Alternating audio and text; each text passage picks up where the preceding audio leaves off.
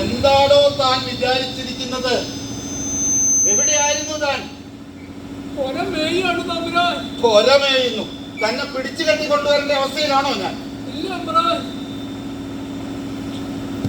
നിന്റെ ജാന എവിടെ? പനി. അവൾക്ക് അഹങ്കാരമാണ്. സൗന്ദര്യം കൂടിയതിന്റെ അഹങ്കാരം. അത് എന്നോട് കാണിക്കണ്ട. അതെ, ഒരു വിവരം അറിഞ്ഞോ നീ? ഇല്ല, ഒന്നും അറിയുന്നില്ല നീ. അതാണ് പ്രശ്നം.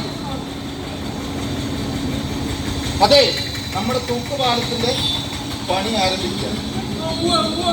നടപ്പാലം ഉണ്ടല്ലോ, നടപ്പാലം. നമ്മുടെ ജ്യോത്സ്യൻ പറഞ്ഞിരിക്കുന്നത് ഒരു സുന്ദരിയായ പെണ്ണിന്റെ ചോര തന്നെ വേണം അതിന്റെ തൂണ് ഉറയ്ക്കാനെന്നാണ്. അതുകൊണ്ട് നമ്മൾ മനസ്സിലാക്കിയിരിക്കുന്നത് ഇവിടുത്തെ സുന്ദരിയായ പെണ്ണ് നിന്റെ ഭാര്യ ജാനുവാണ്. അതുകൊണ്ട് അവളുടെ ചോര തന്നെ വേണം ഈ തൂണുറപ്പിക്കാൻ.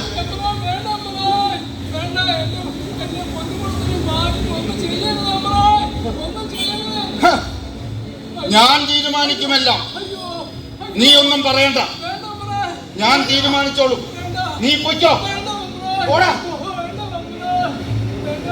അതെ, ഭൂപ്രഭുത്വവും ജന്മിത്വവും പ്രസവിച്ചു കൂട്ടിയ അനാചാരങ്ങളും അന്ധവിശ്വാസങ്ങളും അരങ്ങുവാണ ഒരു കാലഘട്ടം നമുക്ക് മുമ്പേ ജീവിച്ചിരുന്നവർക്കുണ്ടായിരുന്നു. അങ്ങനെ ഒരു നാളിൽ തമ്പുരാന്റെ നാട്ടിൽ ഒരു നടപ്പാലം വരുന്നു. ആ പാലത്തിന്റെ തൂണുറപ്പിക്കാൻ ഒരു സുന്ദരിയായ പെണ്ണിന്റെ ചോര കുരുതി കൊടുക്കണം. പാവം രാമന്റെ ഭാര്യയായിരുന്നു തമ്പ്രാൻ തിരഞ്ഞെടുത്തത്. കാരണം തമ്പ്രാന്റെ ഇംഗിതത്തിന് ജാനു വഴങ്ങിയിരുന്നില്ല. അങ്ങനെ ജാനു മണ്ണോട് മണ്ണായ കഥ ഈ കൊച്ചു കവിതയിലൂടെ ഇവിടെ അനാവരണം ചെയ്യുകയാണ്. വേദിയിൽ KC സുന്ദരൻ, രാജി മുരളീധരൻ, സദാനന്ദൻ മാസ്റ്റർ, ഭരത നാരായണൻ എന്നിവർ. പൊന്നോ എന്നൊരു വിളിയും കേട്ട്, പൊന്നോ എന്നൊരു വിളിയും കേട്ട്,